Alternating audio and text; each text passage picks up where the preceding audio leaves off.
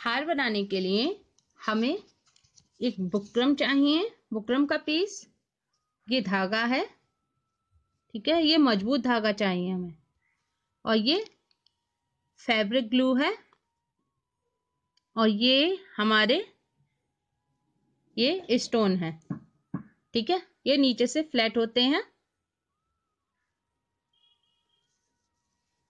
अब हमें ये हमारा ये जो जितना बड़ा स्टोन है इसको हम बुकरम पे निशान लगा लेंगे इसका, ये इतना बड़ा है, ठीक है। अब इसको हम कट करेंगे।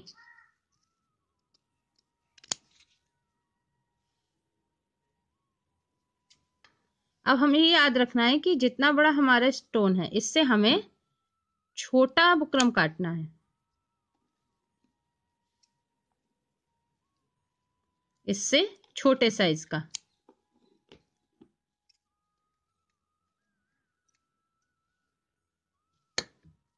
ये देखिए इस तरह से आप इसे इस पे रख के देख लीजिए, ये यहां से अभी बड़ा है, इसे कट कर दीजिए, ठीक है। ये देखिए इस तरह से ये स्टोन के नीचे से दिखाई नहीं देना चाहिए हमारा, ठीक है। इसी तरह से हम ये सब अपने, हम जितने स्टोन यूज कर रहे हैं, जितना बड़ा आप हार बनाएं उस हिसाब से उतने ही आप ये पीस काट लीजिए। और इजीली कट करने के लिए आप इसकी बुकरम की इस तरह से पतली पतली पट्टी काटिए, ये ठीक है। अब इसकी चौड़ाई आप देख लीजिए, एक से चेक करके, ये ठीक है। अब आप इसको इस तरह से छोटे छोटे पीसेस में कट कर दीजिए, इस तरह से,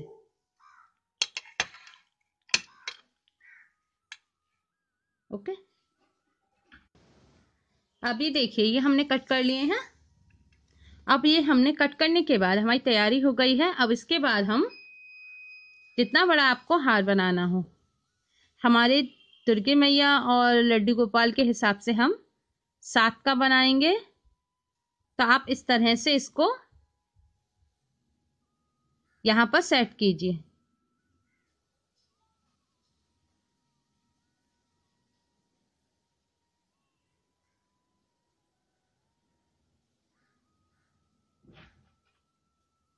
आपको जिस हार की जो शेप चाहिए गले के हिसाब से आप यहाँ पर सेट कर लीजिए। हमारे हिसाब से यहाँ पर, हमारे भगवान जी के हिसाब से यहाँ पर हम 7 का बना रहे हैं। इसे एक हार की तरह, हार की ऊपर की लाइन की तरह आप इसको सेट करिए,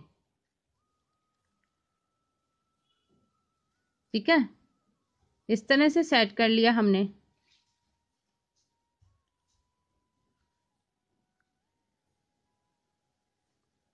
थोड़ा सा मुश्किल होगा शुरू में, ठीक है। अभी हमने जो सेट कर लिया, अब इसके बाद हम इस पे कौन लगा देंगे सब पर।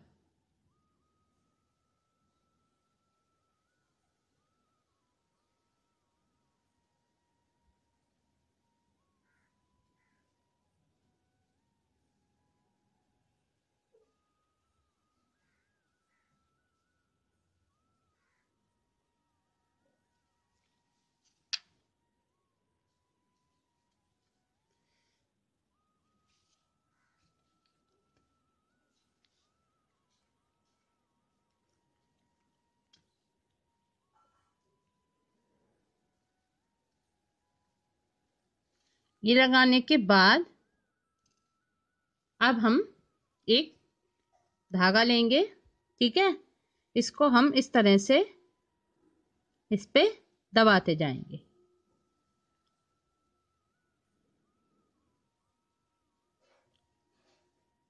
इसे इसी तरह से जैसे हमने रखे थे इसी तरह से हम इस पे दबाते जाएंगे।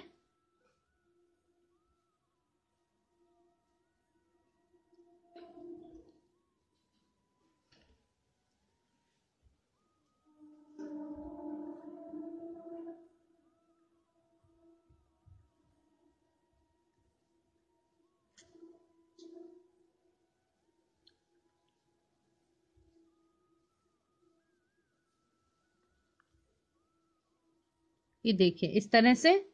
अब ये दब गया। इसके बाद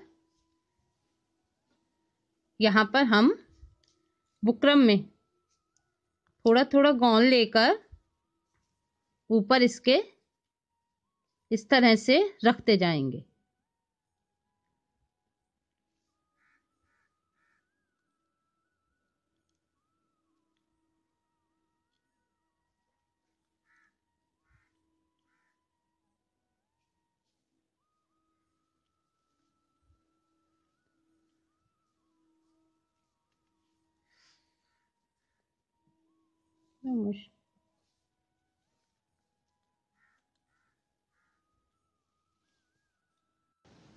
अब इस तरह से लगने के बाद हम इस पर यहाँ पर हल्का हल्का सा लगाकर ग्लू धागे पर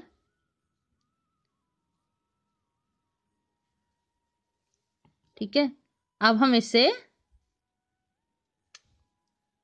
बुकरम इस पर जो हमने काटी थी इन्हें इस तरह से रखते जाएंगे। ये जब आपका हल्का सा सूख जाए उसके बाद आप करिएगा, बुकरम उसके बाद रखनी है, ठीक है। तभी रखेंगे तो धागा हमारे स्टोन में से निकल जाएगा। हमें इस तरह से रखनी है।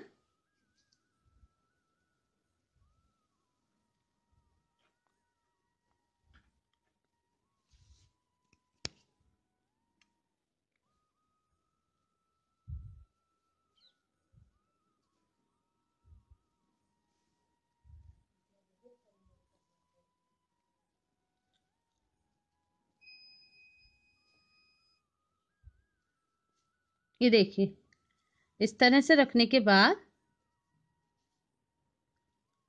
हमने रख दिए। अब हम किसी चीज से इसे प्रेस कर देंगे, ठीक है। कपड़ा लेकर उससे इसे प्रेस कर देंगे सबको।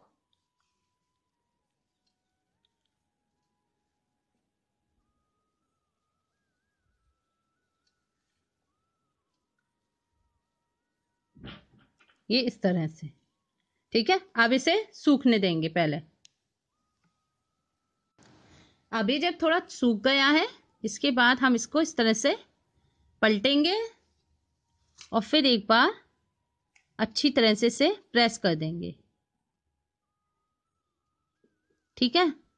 इस तरह से अभी हल्के सूखे में ही हम कर लेंगे, जिससे अगर हमारा कोई थोड़ा बहुत इधर उधर हो जाता है टेढ़ा मेढ़ा तो इसको हम सही कर सकें। बुकरम हमने पीछे इन्हें धागे के सपोर्ट के लिए लगाई है। अगर हम नहीं लगाएंगे बुकरम तो ये धागा हमारा ज़्यादा दिन तक टिकेगा नहीं इसमें। अभी जब थोड़ा सूख गया है इसके बाद हम इसको इस तरह से पलटेंगे और फिर एक बार अच्छी तरह से इसे प्रेस कर देंगे, ठीक है। इस तरह से अभी हल्के सूखे में ही हम कर लेंगे, जिससे अगर हमारा कोई थोड़ा बहुत इधर उधर हो जाता है टेढ़ा मेढ़ा तो इसको हम सही कर सकें। बुकरम हमने पीछे इन्हें धागे के सपोर्ट के लिए लगाई है। अगर हम नहीं लगाएंगे बुकरम तो ये धागा हमारा ज़्यादा दिन तक टिकेगा नहीं इसमें, ठीक है। मजबूती के लिए हमने लगाई है। अब ये देखिए हमारा ये इस तरह से दिखेगा। अब इसको हम सूखने देंगे और इसका धागा हम काट देंगे। इसको सूखने के लिए अलग रख देंगे। अब हम अगली लाइन बनाएंगे, उसके लिए हमने रेड कलर के लिए हैं। अब इन्हें भी हम इस तरह से यहाँ पर अरेंज कर लेंगे और सेम प्रोसेस अब हम दोहराते जाएंगे जैसे हमने पहली लाइन में करा था।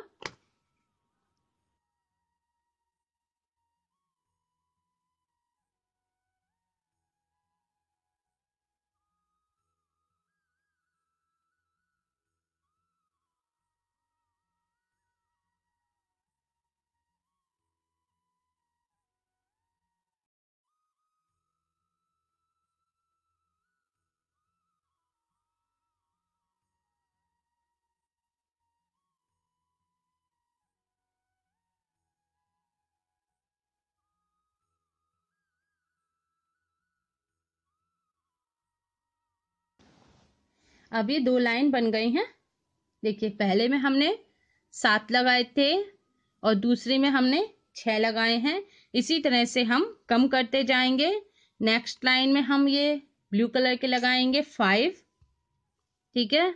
उसके नेक्स्ट लाइन में हम लगाएंगे पिंक कलर के 4, फिर हम लगाएंगे ऑरेंज 3। इसी तरह से हम इसे कम करते जाएंगे, ठीक है। उसके बाद 2 और फिर 1। इसी तरह से हम सारी पहले लाइंस एक एक तैयार कर लेंगे। अब ये देखिए ये हमने चिपका लिए हैं, ये हमने उल्टे रख रखे हैं अभी। ये देखिए इसमें 7 थे, फिर 6, 5, 4, 3, 2, 1, ठीक है। अब हम इन्हें आपस में जोड़ेंगे। आपस में जोड़ने के लिए हम सबसे नीचे से स्टार्ट करेंगे। ये देखिए जो सेकंड हमारी लाइन है जिसमें 2 हैं, यहाँ पर हम इस तरह से गोंद लगाया हमने।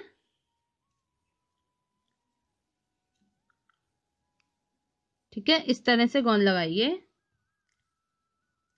अब ये जो इसके नीचे वाला है, एक है जिसमें जो हमें नीचे रखना है, इसे आप इस तरह से उंगली रखिएगा इस पर, ठीक है।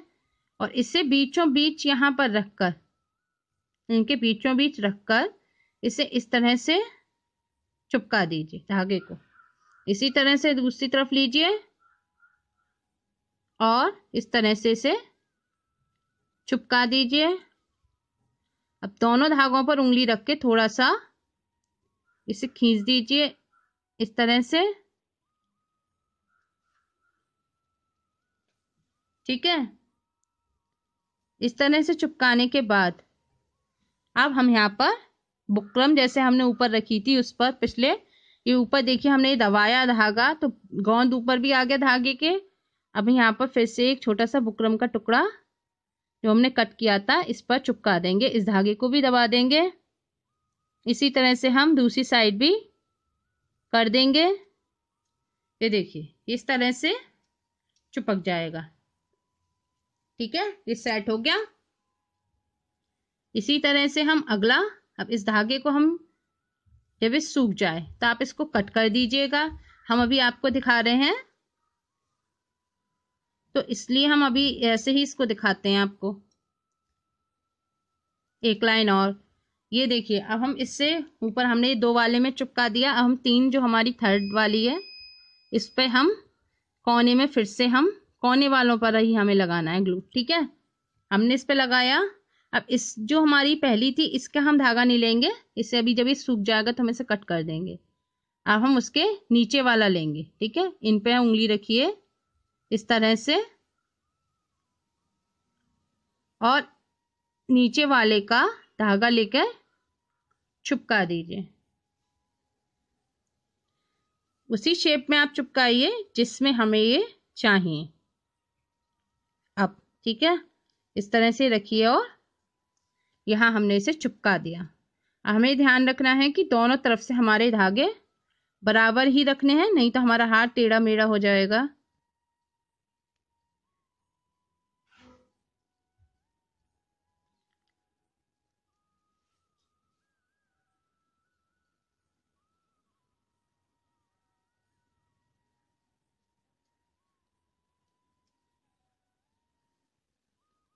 ये देखिए चिपकाने के बाद इस पर भी ऊपर ऐसे गोंद आ गया, इस पर भी हम ऊपर अपनी बुकरम लगा देंगे।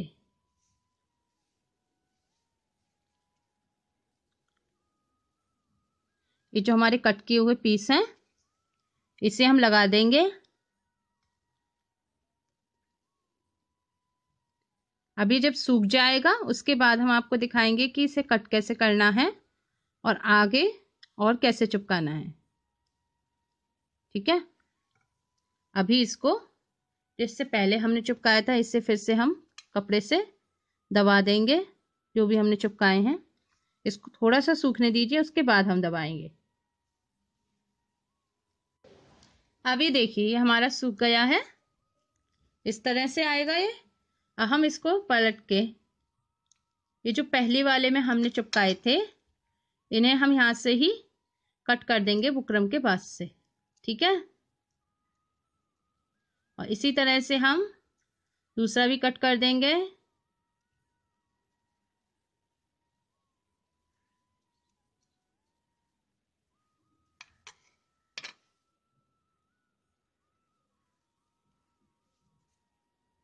ठीक है। अब ये जो हमने ऊपर चिपका दिए हैं इनको भी कट कर देंगे।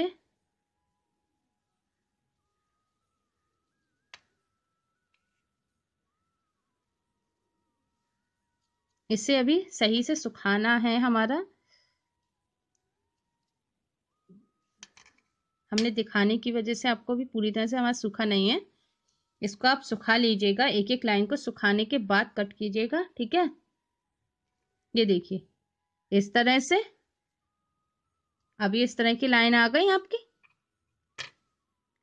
अब हम जब इसको रखेंगे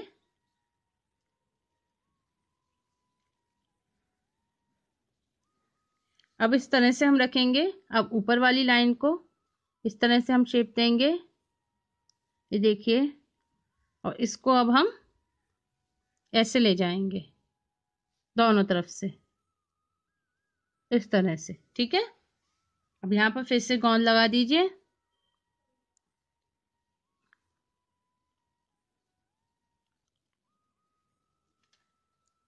और इधर गोंद लगा दीजिए।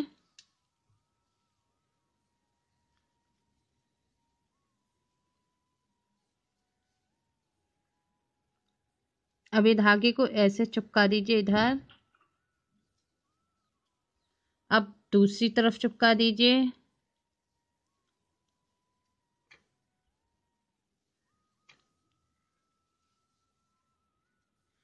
अब इस पर बुकरम चिपका दीजिए।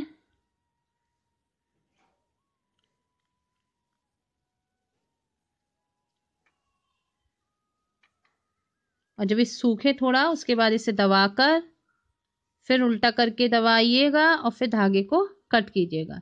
इसी तरह से हमें ये सारी लाइंस इस पे लगा लेनी है।